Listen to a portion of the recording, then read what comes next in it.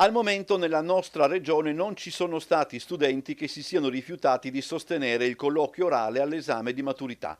Pure il problema si pone e non solo a livello di conversazione fra amici. Registra una disaffezione di questi ragazzi nei confronti dell'istituzione scuola, di quello che rappresenta, e anche un'incapacità di mettersi in gioco con se stessi e quindi di capire quanto sia importante investire sulla formazione e sul futuro.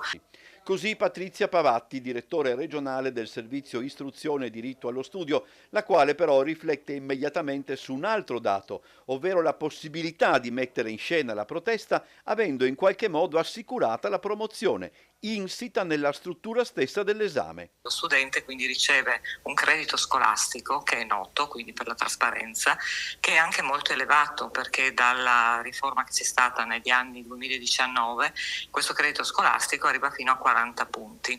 A questo poi si sommano i punteggi delle prove scritte, che sono 2, ogni prova vale un massimo di 20 punti. Naturalmente sto parlando dei punteggi massimi ottenibili e poi c'è l'esame orale. È chiaro che quindi se un ragazzo appunto si fa un 2 calcoli e ottiene quindi un credito scolastico a cui si sommano poi i voti delle 2 prove scritte e arriva già a 60, fa questo tipo di scelta. L'idea del ministro Valditara, che cioè lo studente che non sostiene l'esame orale sia bocciato, necessita comunque di una determinazione. Noi abbiamo tutti gli anni un'ordinanza ministeriale per gli esami di Stato, appunto, che viene pubblicata dal Ministero dell'Istruzione e del Merito, e quindi è necessario che in quell'ordinanza ci sia proprio un articolo dedicato a questa fattispecie.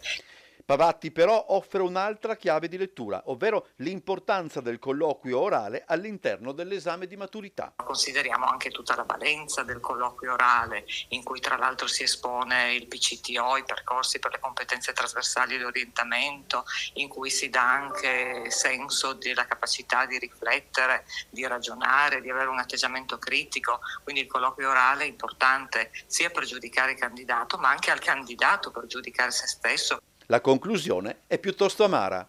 Secondo me ha fallito un po' anche la scuola, perché non è riuscita a trasmettere quindi tutto questo, quindi questo senso di competenza e anche di autoconsapevolezza a questi studenti.